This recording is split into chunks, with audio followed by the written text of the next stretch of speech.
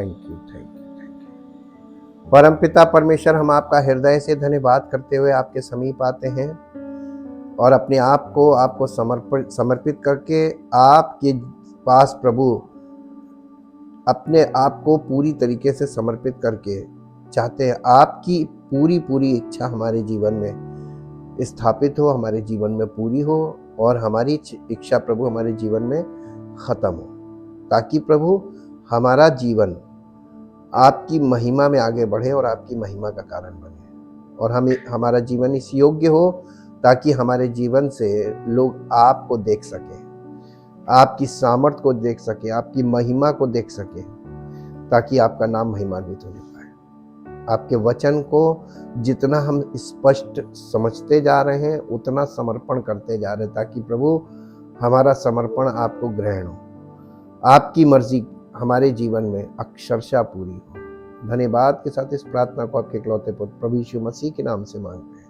आमीन। Praise the Lord. हम परमेश्वर का धन्यवाद करते हैं क्योंकि वो महान है और उसकी महिमा अपरंपार है। The voice of God, session 97। The tabernacle of Moses, God's heavenly pattern for our spiritual transformation. अभी हम लोग इसके पार्ट 1 में हैं। The outer court, part 1 outer court है। The outer court contained the brazen altar and the bronze laver। यानी बाहरी आंगन में दो चीजें थी जो बहुत महत्वपूर्ण थी। एक थी पीतल की वेदी और दूसरी थी पीतल की हौदी। और आज हम इन दोनों को शॉर्ट में देखेंगे कि नए नियम के अनुसार ये किस चीज को दिखाती है। The death of self occurs during the fiery trials of life, however only if we submit to God। यानी हमारे जीवन में जो मृत्यु है वो मृत्यु का जीवन हम जी रहे हैं, और चाहे कितने भी भयानक ट्रायल्स में से हमको हमारा जीवन हो, लेकिन if we submit to God, अगर हम अपना जीवन परमेश्वर को समर्पित कर दें। पहला पत्रस 4 अध्याय उसका 12 पद पढ़िए। पहला पत्रस 4 अध्याय उसका 12 पद। हे प्रियो, जो दुख रूपी अग्नि तुम्हारे परखने के लिए तुम में भड़की है, इससे ये समझकर अचंभा ना करो कि कोई अनोखी बात तुम पर बीत रही है। यानी हमारे जीवन में समस्याएं, विपत्तियां, परेशानियां ये रहेगी, इसे ये सोचकर कि आपके ऊपर कोई विशेष चीज हो रही है, आपके साथ कुछ अद्भुत हो रहा है, ऐसा नहीं है। ये जीवन का, इस जीवन में आपको ये चीज मिलेगी ही मिलेगी है। और इस चीज का सामना करते हुए हमें अपना जीवन परमेश्वर पिता को सौंपना है और अपने आप को समर्पित करना है। स्वयं की मृत्यु जीवन के उग्र परीक्षणों के दौरान होती है। हालांकि केवल अगर हम परमेश्वर को प्रस्तुत करते हैं, परीक्षाओं के दौरान हम जो दर्द महसूस करते हैं वो हमारी अपनी कमजोरियों को दूर करने से आता है। आपको और हमको जब हम मसीह में अपना जीवन आगे बढ़ाते हैं और अपनी सब वीकनेसेस को छोड़ते हैं, अपनी बुरी आदतों को, बुरे विचारों को अपने जीवन से अलग करते, सबसे बड़ा कष्ट हमको यही होता है, इसी का पेन है। देखिए वो कर रहा, हमको नहीं, हम नहीं कर पा रहे। ये है हमारा दुख, इंसान का दुख। मसीही जीवन में हमें वो जीवन और परमेश्वर का वचन इसलिए नहीं पसंद है क्योंकि देखिए सब तो कर रहे हैं, हम ही डिप्राइव्ड अपने आप को कर रहे हैं। ये वाली चीज हमारे मन में काम करने लगती है और यही हमारे दुख का कारण बनती है और इसी का हमें दर्द होता है।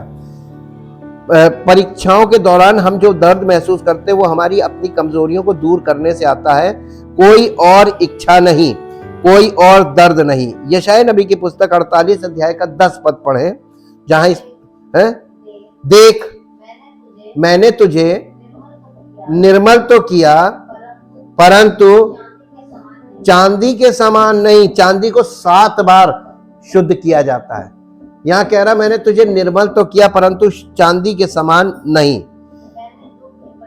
मैंने दुख की भट्टी में परख कर तुझे चुन लिया। परमेश्वर आपको जब चुनता है तो कहां पे आपको ले जाकर परखता है? दुख की भट्टी, हमेशा याद रखिएगा। तो जब कोई मसीह में आता है तो उसको सबसे पहले जो चीज का सामना करना पड़ता है वो क्या है? और इसीलिए लोग भाग जाते हैं। और ये बहुत अच्छी परख है, हम तो कहते हैं वेरी गुड, ताकि जितने झूठे सब भाग जाए। परमेश्वर का वचन खुद ही कहता है कि सच्चाई सब लोग ग्रहण नहीं कर सकते हैं। इसके अलावा स्व इच्छा की मृत्यु हमारे जीवन में मसीह की इच्छा के पुनरुत्थान की ओर ले जाती है। यानी जब हम अपनी इच्छा को मार देते हैं तब हम पुनरुत्थान की तरफ, मसीह की इच्छा पूरी करने की तरफ बढ़ते हैं। और जब हम मसीह की इच्छा को अपने जीवन में ग्रहण करके उसे पूरा करने की इच्छा रखते हैं, यही पुनरुत्थान है, यही हमारा पुनरुत्थान है, हमारे प्राणों का पुनरुत्थान। हालांकि केवल अपने जीवन को खोने की इच्छा रखने से यह नहीं बचेगा। आपको अपने जीवन को बचाने के लिए वास्तव में मसीह में अपना जीवन खो देना चाहिए। लूका रचित सुसमाचार उसका 17 अध्याय का 33 पद पढ़ें। जो कोई अपना प्राण बचाना चाहेगा वो उसे खोएगा, और जो कोई अपने प्राण को खोएगा वो उसे जीवित रखेगा। हम मसीह को जब अपना प्राण दे देते हैं, आप मसीह की इच्छा अपने जीवन में धारण कर लेते हैं और अपनी इच्छा को मार देते हैं, तब हमारा जीवन कोई टच नहीं कर सकता, क्योंकि हमारा जीवन परमेश्वर की मर्जी में चला गया। और जब परमेश्वर की मर्जी में चला गया तो परमेश्वर की महिमा का कारण बनता है, और ये हमारी क्षमता में नहीं किया जा सकता। कल या परसों किसी ने बोला था ना कि हम अपने आप से नहीं जा सकते, कल ही बोला था। ये बिल्कुल सही अंगीकार है। यदि सब लोग जो ये दावा करते हैं कि हम मसीह में हैं, हम मसीह पर विश्वास करते हैं, आपका दावा झूठा निकलेगा जब तक आप ये नहीं कहेंगे कि हम प्रवेश ही नहीं कर सकते। हम अपनी क्षमता में उस तंबू के अंदर नहीं जा सकते जो मूसा का तंबू था। वो उसमें तंबू में अंदर जाने का मतलब मसीह में, आप वहां प्रवेश न कर भी करें और न कभी कर पाएंगे, ये पक्का जान लीजिए। लेकिन वो हमें प्रवेश कराता है, क्योंकि वहां शारीरिक प्रवेश नहीं है, वहां हमारी आत्मा प्रवेश करती। तो आत्मा में पहले बॉर्न अगेन, फिर हमारा शुद्ध किया जाना, उसके बाद यानी पूरी तरीके से परमेश्वर हमें परख कर, जब परमेश्वर उचित समझता है कि नहीं इसको भेजना चाहिए, उसी को जाएगा। इसलिए बहुत थोड़े होंगे, क्योंकि ये यहां पे जांच पे कौन बैठा, कौन जांच कर रहा है, कौन परख रहा? पिता, पुत्र, पवित्र आत्मा। तो परमेश्वर स्वयं ऐसा वहां पे परखने के लिए बैठा है कि कोई भी व्यक्ति स्वयं से प्रवेश नहीं कर सकता। तो ये समझ लीजिए हमारे अपने ऊपर नहीं है, यानी हम अपनी क्षमता में, हमारी क्षमता में नहीं किया जा सकता। लेकिन केवल जब हम अपने जीवन के लिए परमेश्वर की योजना को प्रस्तुत करते हैं, ये एक धीमी और अक्सर दर्दनाक प्रक्रिया है, ये पेनफुल है। मसीह में प्रवेश करना एक बहुत धीरे चलता है इसका काम, बहुत धीरे, इसमें समय लगता है, हाँ, और बहुत दर्दनाक है, इतनी आसानी से नहीं होता है। मालूम, अभी हम आपको बताते हैं ये है क्या। धीरे दर्दनाक प्रक्रिया है जो इसके परिणाम में अमूल्य है, लेकिन इसका जो रिजल्ट है वो इसका कोई मूल्य नहीं, अमूल्य है रिजल्ट। यीशु के बढ़ने के लिए हमें क्रूस पर उतारना चाहिए, अर्थात ये जानने के लिए कि हमने किस पर विश्वास किया। यानी यीशु मसीह पर अगर आपने विश्वास किया है, आपने उसके क्रूसीफिक्शन, उस बलिदान पर विश्वास किया है, तो आपको अपना जीवन उसको समर्पित करके ये देखना पड़ेगा कि आपने उस पर वाकई में विश्वास किया है कि नहीं। 2 तीमुथियुस 1 अध्याय उसका 12 पद। हमको इसमें अपने आप को घटाना है। मैं अपने प्रभु मसीह यीशु का, जिसने मुझे सामर्थ्य दी है, धन्यवाद करता हूं कि उसने मुझे विश्वास योग्य समझकर अपनी सेवा के लिए ठहराया। विश्वास योग्य समझकर, वो हमें जब विश्वास योग्य समझेगा तब हमको अपनी सेवा के लिए ठहराएगा। और ये जो बलिदान की वेदी है, जब कोई फाटक से प्रवेश करता था, यीशु मसीह का द्वार में हो, तो बिना यीशु मसीह के द्वारा, तो यहाँ पे जब सबसे पहले कौन सी वेदी है? पीतल की वेदी, यानी बलिदान की वेदी। तो सबसे पहले अगर कोई मसीह में आता है तो सबसे पहले उसके सामने क्रूस, इसका सामना करो। और अगर तुमने इसका सामना सच्चाई से और सही किया, तब तुम्हें दूसरी वेदी पर जाने की अनुमति मिलेगी। लेकिन वहां तुम्हें बहुत समय लगेगा। वो वेदी तो तुम्हारी पूरी शारीरिक देह उतारेगी और उसके बाद ही तुमको प्रवेश मिलेगा। तो बाहरी आंगन में समझ लीजिए आधा जीवन आपका यहीं निकल जाएगा। कहां प्रवेश? कहां मसीह में? जब आप वचन में जाके देखेंगे तो आपको पता चलेगा, अरे कोई भी नहीं है, एक भी नहीं। तुम नए नियम में बिल्कुल गलत नहीं लिखा, बिल्कुल सही लिखा है। एक भी धर्मी नहीं, एक भी नहीं, एक भी समझदार नहीं, एक भी परमेश्वर को खोजने वाला नहीं। ये रोमियो में लिखा हुआ, 3 अध्याय में लिखा है। सही लिखा है कि गलत लिखा है? ये जो बाहरी आंगन था उसमें पहली वेदी पे ही इंसान वहीं पे परखा जाएगा। फिर आती है दूसरी, कांच से हौदी, यानी ब्रेजन लेवर जिसको बोलते हैं। ये मिलाप वाले तंबू के द्वार पर सेवा करने वाली स्त्रियों के दर्पणों से बना एक गोलाकार कटोरा था। उन दिनों महिलाओं के शीशे आज की तरह कांच के नहीं बल्कि पॉलिश किए हुए और पीतल के बने होते थे। ये कांच से निर्दोष होता क्योंकि ये दर्पण के उपयोग के लिए खारिज कर दिया गया होता अगर ये शुद्ध टिन और तांबे का एक स्पष्ट रूप से सुसंगत मिश्र धातु नहीं होता। अब इसको हम लोग ये देखते हैं कि इसमें क्या, ब्रेजन लेवर में 2 वॉशिंग बेसन थे, दो पार्ट थे इसके। एक ऊपर उसमें पानी था, फिर नीचे बीच में इसका स्टैंड था, और फिर नीचे भी एक थाल टाइप का बना होता था, हौदी टाइप का, उसमें भी पानी था। ये 2 भाग में ये दिखाया जाता था कि हाथों के लिए, यानी परमेश्वर के लिए हमारी सेवा की सफाई। ये हाथ धोने का मतलब क्या होता था? ताकि हम परमेश्वर की सेवा अंदर जाके कर सके। अपने हाथों को शुद्ध करना, यानी अपने कामों को शुद्ध करना, कि हम परमेश्वर की सेवा इन हाथों से कर सके। हाथों की शुद्धता पहले थी, उसके बाद नीचे में पांवों की शुद्धता, कि हम परमेश्वर के साथ चल सके। ये 2 चीजें, ये सांकेतिक थी वहां पे। और ये सांकेतिक इसलिए रखी गई थी क्योंकि परमेश्वर अपने पुत्र के द्वारा जो करने जा रहा था उसमें भी यही प्रक्रिया होगी। मसीह में कोई प्रवेश नहीं पाएगा पहले ये। और ये वाला जो है, जब हम परमेश्वर के वचन के पानी में देखते हैं और उसकी धार्मिकता के मानकों, यानी बाइबल, परमेश्वर की धार्मिकता का मानक है बाइबल, हम उसके मानकों में यानी बाइबल में के खिलाफ अपना प्रतिबिंब देखते हैं। जब हम बाइबल में देखते हैं तो हमें उल्टा प्रतिबिंब दिखता है।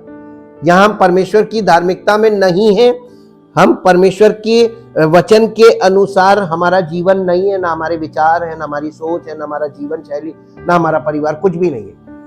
तो ये बाइबल हमको जो दिखा रही वो सच है, या जो हम अपने मन में सोच रहे हैं वो सच है? तो लोग वचन का अनादर कर रहे हैं, प्रभु के बलिदान का अनादर कर रहे हैं और वचन को तुच्छ समझ रहे हैं, क्योंकि वचन जो आपको दिखा रहा है, आप उस वचन के अनुसार जो आपको करना चाहिए वो नहीं कर रहे हैं। वहां पर वो लोग हाथ पांव धोते थे, यानी शुद्धता का काम। तो आपकी शुद्धता मसीह में प्रवेश तभी तक मिलेगा जब आप शुद्ध किए जाएंगे। तो आपको शुद्ध किसने कर दिया कि आप कहते हैं मैं मसीह? एक बिग क्वेश्चन मार्क। हम बड़ा प्रश्न चिन्ह, ये वचन उठाता है, वचन हमारे जीवन पे प्रश्न लगाता है कि तुमको किसने शुद्ध किया? तुम कैसे कहते हो कि हम मसीह में हैं? जो कोई मसीह में वो नई सृष्टि है। तो तुम नई सृष्टि अगर नहीं हो तो मसीह में नहीं हो, प्रमाणित होना चाहिए, और प्रमाणित नहीं है तो मसीह में नहीं है, मानना चाहिए अपनी गलती। और ये दोनों चीजों का ये मतलब था। जब हम परमेश्वर के वचन के पानी में देखते हैं तो धार्मिकता के मान को, यानी बाइबल के खिलाफ अपना प्रतिबिंब देखते हैं, तो हम हमेशा बहुत कम अपने आप को पाते हैं कि हम तो बिल्कुल अभी शुरुआत भी नहीं हुई है। हालांकि जब याजकों ने हौदी के पानी में अपना खून के हाथ धोए तो खून और पानी मिला हुआ था। यानी ये लोग जब बलिदान करके आते थे तो वो लहू लेके अंदर जाने से पहले वो तसले में होता था, वहां पर हाथ धोते थे, और हाथ धोने से, उस पानी में हाथ धोते थे तो वो पानी जो है वो गंदा होता था, उसमें खून और पानी दोनों मिल गया। अब वो खून और पानी मिला हुआ जो पानी है, ये पानी, इसकी मीनिंग अलग है। जब बलिदान के खून से ऐसा हुआ तो उन्होंने पिता की आंखों में मापा। जब हम वचन को लहू के द्वारा देखते हैं तो हम भी मापते हैं। ये जो ब्रेजन लेवर था, इसके लिए विशिष्ट आयामों की कमी हमारे सभी पापों को धोने के लिए प्रभु यीशु के लहू की असीम शक्ति को प्रमाणित करती है। यानी यीशु मसीह, आपको ये जो लेवर है या ये हौदी है, ये हौदी क्या है इसको आपको समझना है। आपने वेदी समझ ली, क्रूस वेदी है, और उस पर परमेश्वर का मेमना बलिदान हो रहा है हमारे पापों के लिए। अब ये जो बलिदान हुआ, इसके बाद ये बलिदान हमारे जीवन को शुद्ध कैसे करता है। हाँ, क्रूस पर यीशु की ओर से लहू और जल निकला। कब निकला था? मेरे साथ निकाल लीजिए, एक पद पढ़िए, यूहन्ना रचित सुसमाचार 19 अध्याय, उसका 19 अध्याय और 19 अध्याय का 34 पद पढ़िए। 19 अध्याय 34 पद। परंतु सैनिकों में से एक ने बर्छे से उसका पंजर भेदा और उसमें से तुरंत लहू और पानी निकला। यीशु मसीह के पंजर से लहू और पानी निकला था। अब आपको याद आया, ताकि सारे यहूदी ये जान जाएं कि ये वो पीतल की हौदी जो शुद्ध करने वाली थी, अब वो यहां से है, लहू और पानी यहां से निकल रहा है। हम लोग गीत गाते हैं, बहती है लहू की धारा देखो सलीब से, हैं? और जीवन के जल का सोता यीशु मसीह। ये जो लेवर था पीतल की हौदी, अब कौन है? तो यीशु मसीह क्या था? वचन देहधारी हुआ। तो अब जो है वचन और पवित्र आत्मा, इसका कॉम्बिनेशन बनता है, और ये है शुद्ध करने वाला। वचन जो है वो जल है, और ये पवित्र आत्मा उस जल का उपयोग करने वाला। तो पवित्र आत्मा वचन के द्वारा हर विश्वासी को पहले शुद्ध करेगा, और जब तक पवित्र आत्मा के द्वारा धोए नहीं गए, वो मसीह में अंदर प्रवेश नहीं कर सकते। अब समझ में आया? इसलिए यीशु मसीह ने कहा था बहुत थोड़े होंगे जो इसमें प्रवेश। ये सकरा मार्ग है। सकरे मार्ग का मतलब एक एक व्यक्ति एक एक बार में। जब कलीसिया में सब लोगों को एक साथ पवित्र आत्मा सब चीजें बता रहा, सिखा रहा, उसमें से कौन कितना अपने जीवन में ग्रहण कर रहा और उसमें आगे बढ़ रहा है, ये आपके जीवन में पवित्र आत्मा का व्यक्तिगत कार्य है। यहां से सामूहिक कार्य हो रहा है, आपके जीवन में वो व्यक्तिगत हो रहा है कि नहीं हो रहा है, ये आपकी जिम्मेदारी है, क्योंकि आप नहीं प्रवेश पाओगे। तो आप कितने, आपके अंदर उत्सुकता जितनी होगी उतना आप पार्टिसिपेट करोगे, उतना आपको उद्धार मिलेगा। वरना सारी जिंदगी बैठे रहो, क्योंकि परमेश्वर उतर कर अब कुछ नहीं करेगा। ये क्रूस पर यीशु की ओर से लहू और जल निकला। ये कहां से हौदी की ओर इशारा करता है? बिल्कुल साफ, ये स्पष्ट है, और करता है जहां रक्त और पानी मिश्रित होकर हमें न्याय से हमारे अभिमान और विद्रोह के खिलाफ छुड़ाते हैं। ये हौदी जो है ये किस चीज से बनी थी? मिरर से।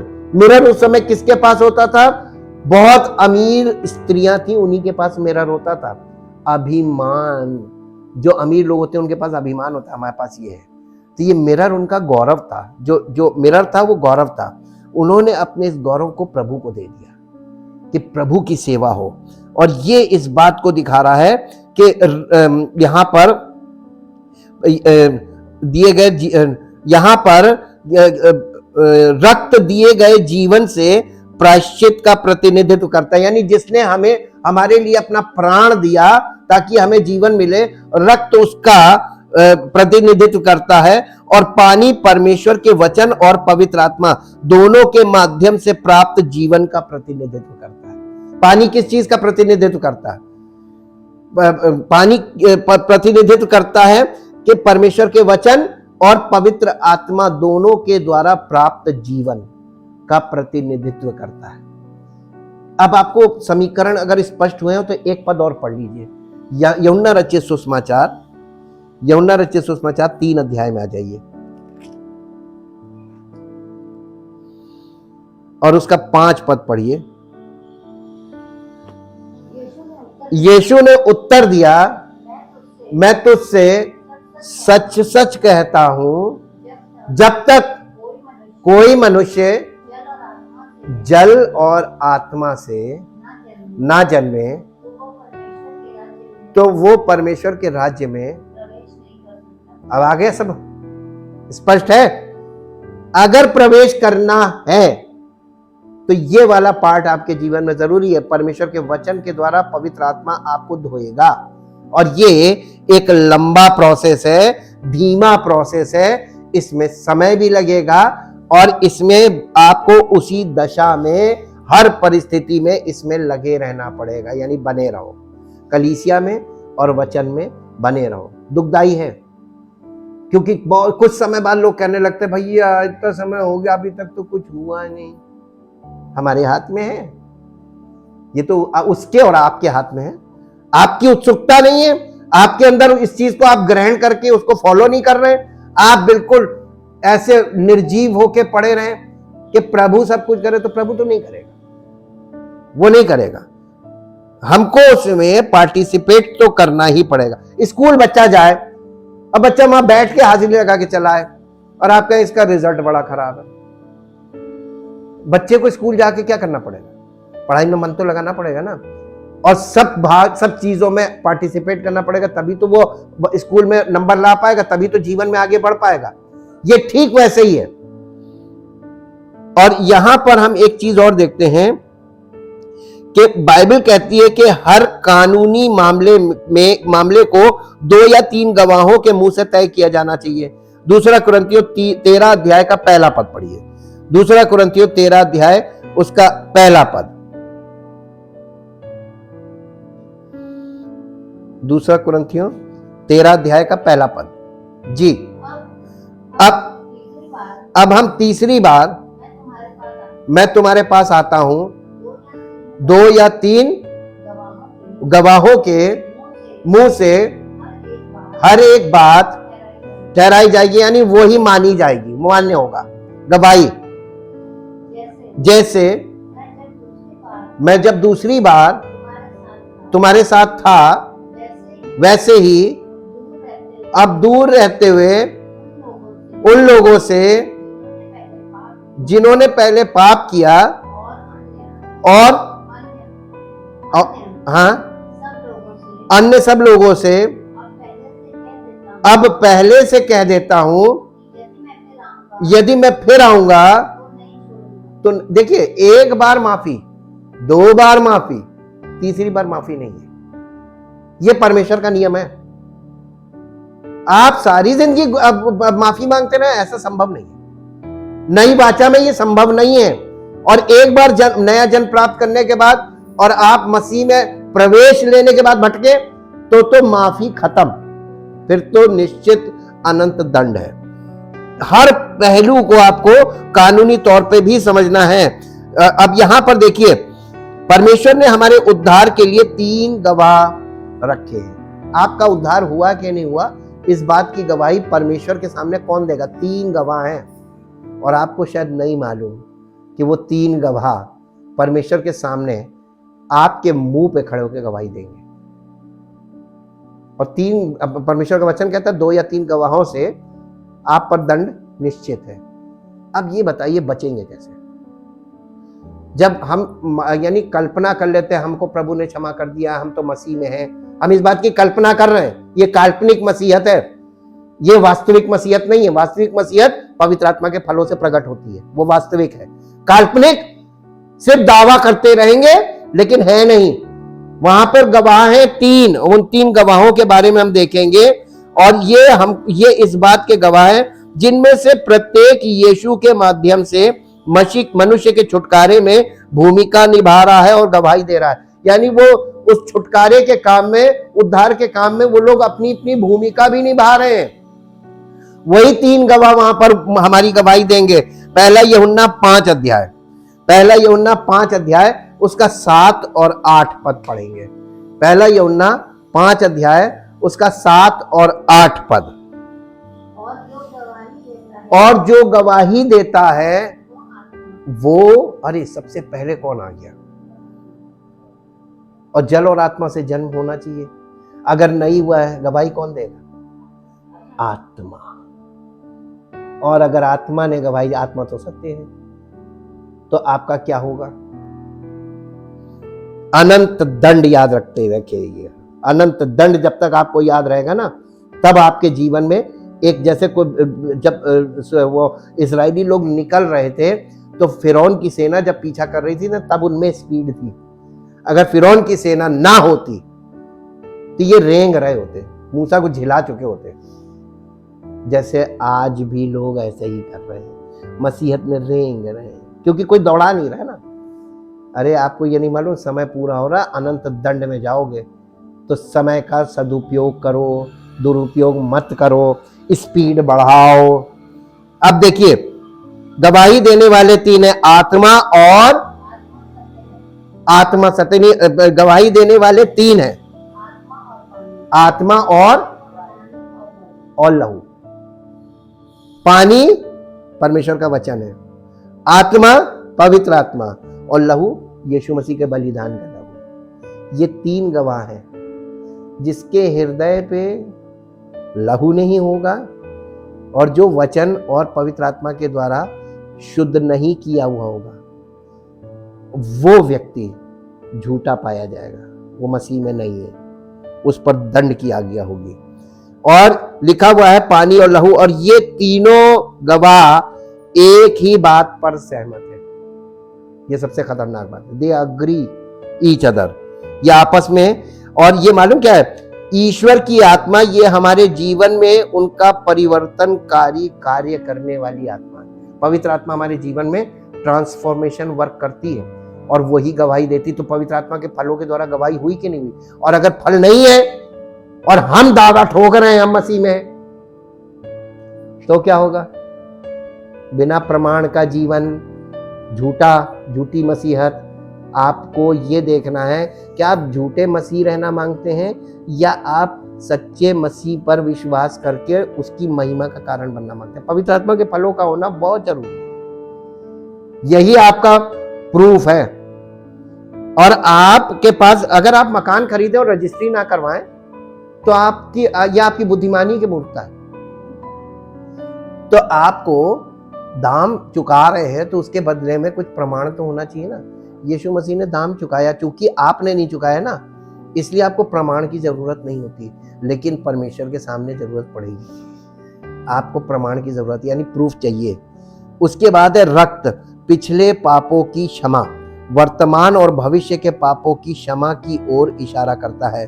यानी पिछले पापों की क्षमा मिलती है तभी हम पीतल की हौदी पे आते हैं, पवित्र किए जाते हैं, और आगे को हमसे वर्तमान में और भविष्य में पाप ना हो, इसी के लिए पीतल की हौदी हमारे जीवन में काम करती है। हमें पाप की शक्ति से छुड़ाती है ताकि हमारे अंदर से पाप का स्वभाव मिट जाए, ताकि भविष्य में और वर्तमान में हम पाप से छुटकारा पाकर भविष्य में हम पाप की शक्ति से ही छूटकर परमेश्वर की महिमा का कारण बने। तीसरी चीज है रक्त, पिछले पापों की क्षमा, वर्तमान और भविष्य के पापों की क्षमा की ओर इशारा करता है। जल परमेश्वर के वचन की ओर इशारा करता है, जो हमें यीशु की छवि में ढालने के लिए आंतरिक मनुष्य में, यानी भीतरी मनुष्य में पाप से धोता है, नवीनीकृत करता है और शुद्ध करता है, और वचन के अनुसार हमको नई सृष्टि बनाता है। और ये कितना इंपॉर्टेंट है, परमेश्वर के वचन के द्वारा लगातार पाप से शुद्ध किया जाना उचित है कि नहीं है, किया जाना चाहिए कि नहीं। इफिसियों की पत्री 5 अध्याय उसका 25, 26, 27 पद पढ़िए। इसीलिए यीशु मसीह ने यह प्रार्थना की थी महायाजकी प्रार्थना में कि वचन के द्वारा इन्हें शुद्ध कर, और तेरा वचन सत्य है, और सत्य के द्वारा इन्हें शुद्ध कर। हाँ, 5 का 25, 26, 27। हे पतियों, अपनी अपनी पत्नी से प्रेम रखो, जैसा मसीह ने भी कलीसिया से प्रेम करके अपने आप को उसके लिए दे दिया कि उसको, किसको? कलीसिया को वचन के द्वारा जल के स्नान से शुद्ध करके। देखिए, याजक को स्नान कहां कराया जाता था? हौदी पर घुसने से पहले वचन के जल के स्नान के द्वारा शुद्ध करके पवित्र बनाए और उसे एक ऐसी तेजस्वी कलीसिया बनाकर अपने पास खड़ी करे जिसमें न कलंक, न झुर्री और ना कोई और ऐसी वस्तु हो, वरन पवित्र और निर्दोष हो। इसी प्रकार उचित है कि पति अपनी अपनी पत्नी से अपनी देह के समान प्रेम रखे। जो अपनी पत्नी से प्रेम रखता है वो अपने आप से प्रेम रखता है, क्योंकि किसी ने कभी अपने शरीर से बैर नहीं रखा, वरन उसका अपने देह का पालन पोषण करता है। तो इस अपनी पत्नी का पालन पोषण करने की जिम्मेदारी किसकी है? पति की। और कलीसिया का पालन पोषण करने की जिम्मेदारी किसकी है? यीशु मसीह की। वो हमारा पति है। आज मालूम क्या हो रहा है? कलीसियाएं खुद पालन पोषण करने के लिए गलत तरीके, इनकम गलत तरीके से कर रही कि नहीं कर रही? ये मसीह की कलीसिया नहीं हो सकती है। पवित्र सबसे पहली बात, पवित्रता बहुत बड़ा शब्द है और ये पवित्रता हमारे द्वारा नहीं है। अपनी जितनी भी पवित्रता को लेकर आपके पास वो है ना डेफिनेशंस, परिभाषाएं, उनको फेंक दीजिए निकाल के, क्योंकि परमेश्वर की ओर से पवित्रता लहू के द्वारा, वचन के द्वारा और पवित्र आत्मा की, ये तीन चीजें हैं जो शुद्ध करती है। इनके द्वारा शुद्ध किया हुआ व्यक्ति पवित्र माना जाता है। इसलिए हमारे माइंड में ह्यूमन नेचर काम करता है, एडमिक नेचर, पतन वाला स्वभाव। यदि हम परमेश्वर के वचन को गौर से देखें तो ये हमारे जीवन के पाप और दोषों को उजागर करेगा। हालांकि जो खुलासा हुआ है उस पर हमें कार्रवाई करनी चाहिए। यानी जब परमेश्वर का वचन आपको ये प्रकट करता है कि यहां पर तुम गलत हो, तो आपको क्या करना चाहिए? तुरंत अपने जीवन में कार्रवाई करनी चाहिए अपने ऊपर कि मैं इस चीज से अब अपने आप को अलग करता हूं। दोबारा परमेश्वर को मैं मौका नहीं दूंगा कि परमेश्वर मुझसे नाराज हो। परमेश्वर प्रसन्न तभी होता है, गलती को तुरंत सुधार करो और दोबारा ना हो इसका ख्याल करो। इसी को मन फिराव बोला गया है। यही है मन फिराना। ये देखिए, हालांकि जो खुलासा वो उस पर हमें कार्रवाई करनी चाहिए, या ये कोई अच्छा नहीं करेगा, केवल अपने पापों को मान लेना ही काफी नहीं। ये तो अक्सर लोग कहते हैं हम पापी हैं, हमसे ये वाला पाप हो गया, हमसे ये वाला पाप हो गया, सारी जिंदगी करते हैं। तो इसका मतलब तुम सारी जिंदगी प्रवेश नहीं पाओगे, क्योंकि तुम्हारा स्वभाव पाप करने का, और तुम रोज पाप करके आके कहते हो हमने ये कर दिया। ये परमेश्वर को पसंद नहीं है। परमेश्वर ने नई वाचा में परमानेंट प्रोग्राम रखा है, और परमानेंट प्रोग्राम में अगर उद्धार समय पर नहीं हुआ तो फिर उद्धार का समय निकलने के बाद खत्म। तो वो समय आपके जीवन में बहुत थोड़ा होता है। हमने कोई अच्छा केवल अपने पापों को मान लेना काफी नहीं है। हमने तब तक पश्चाताप नहीं किया है जब तक हम अपने पापों को स्वीकार और त्याग नहीं करते हैं। नीति वचन की पुस्तक 28 अध्याय का 13 पद पढ़िए। नीति वचन की पुस्तक 28 अध्याय का 13 पद यहां इस प्रकार से लिखा हुआ है। नीति वचन 28 अध्याय उसका 13 पद, यानी मन फिराना या पश्चाताप का मतलब, जो अपने अपराध छिपा रखता है उसका कार्य परमेश्वर उस पर कभी अनुग्रह नहीं करता जी। परंतु जो अपने अपराधों पापों को मान लेता है और छोड़ भी देता है, उस पर अनुग्रह, वो बॉर्न अगेन होगा। क्यों नहीं लोग बॉर्न अगेन हो रहे हैं? मान तो लेते हैं, छोड़ते नहीं। आपने छोड़ोगे जब तक नहीं, तब तक प्रभु आपको ग्रहण नहीं करेगा, अनुग्रह नहीं करेगा। और जब तक अनुग्रह होगा नहीं, बॉर्न अगेन होगा नहीं। और बॉर्न अगेन हो गए नहीं तो आगे का मामला सब घूमते रहो आंगन में, टहलते रहो आंगन में, किसका समय बर्बाद हो रहा है। या इसको यूनानी में यानी यूनानी भाषा में, ग्रीक लैंग्वेज में पाप से 180 डिग्री मुड़ने के लिए बोला गया। जब तक हम अपने पापों को स्वीकार और त्याग नहीं करते हैं तब तक परमेश्वर अपना हम पर अनुग्रह नहीं करता। पहला यूहन्ना उसका पहला अध्याय उसका 6, 7, 8, 9 ये 4 पद हम पढ़ेंगे। पहला यूहन्ना उसका पहला अध्याय।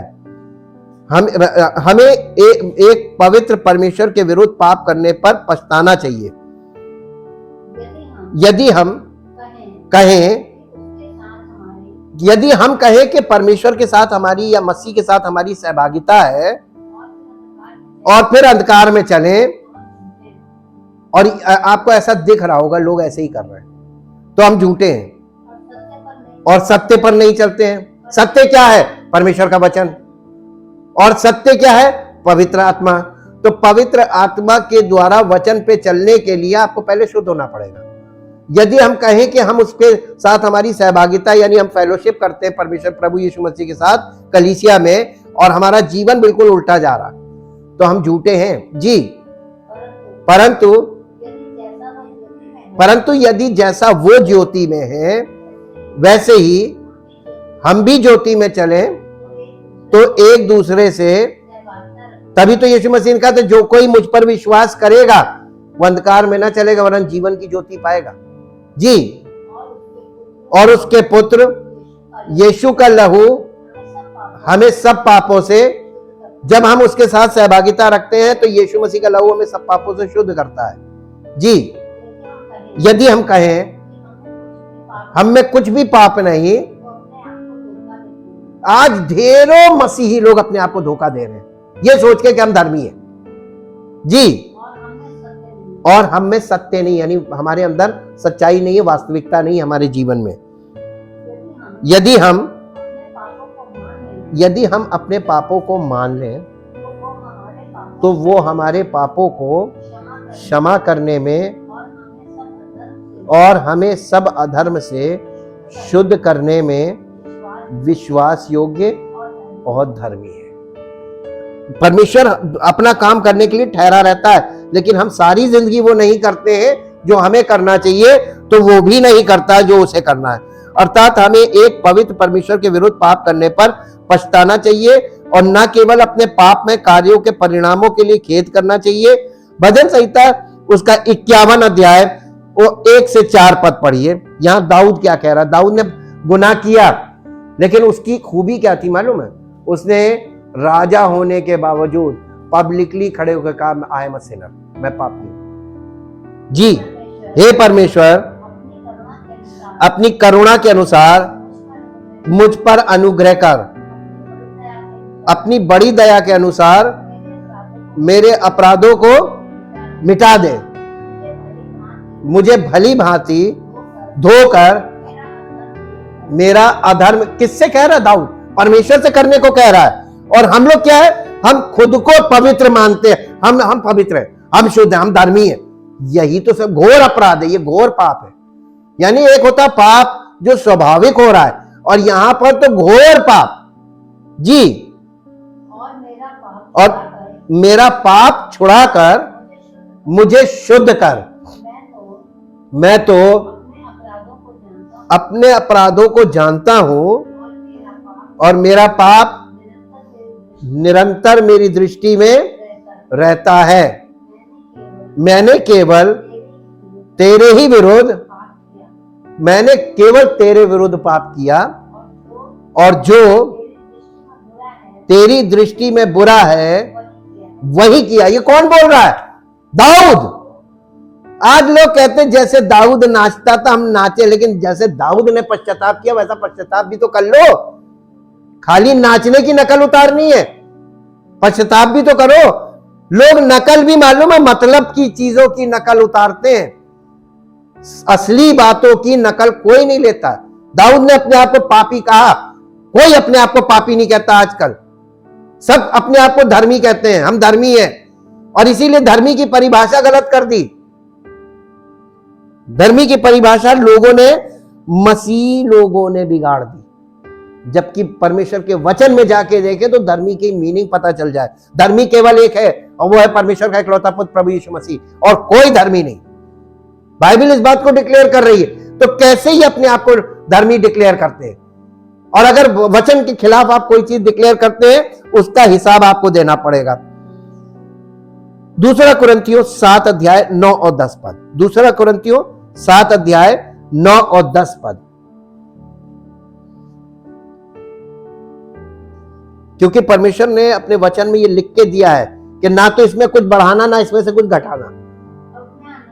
अब मैं आनंदित हूं, पर इसलिए नहीं कि तुमको शोक पहुंचा, वरन इसलिए कि तुमने उस शोक के कारण मन फिराया, क्योंकि तुम्हारा शोक परमेश्वर की इच्छा के अनुसार था कि हमारी ओर से तुम्हें किसी बात में हानि ना पहुंचे, क्योंकि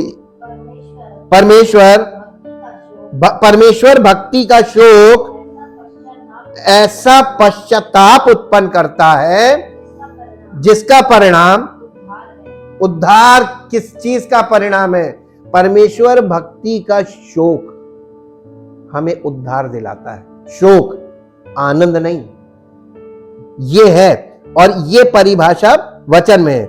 विश्वासियों के रूप में हम पाप के दोष से मुक्त हो गए हैं। रोमियो की पत्री 8 अध्याय के पहले पद में घर में पढ़िएगा।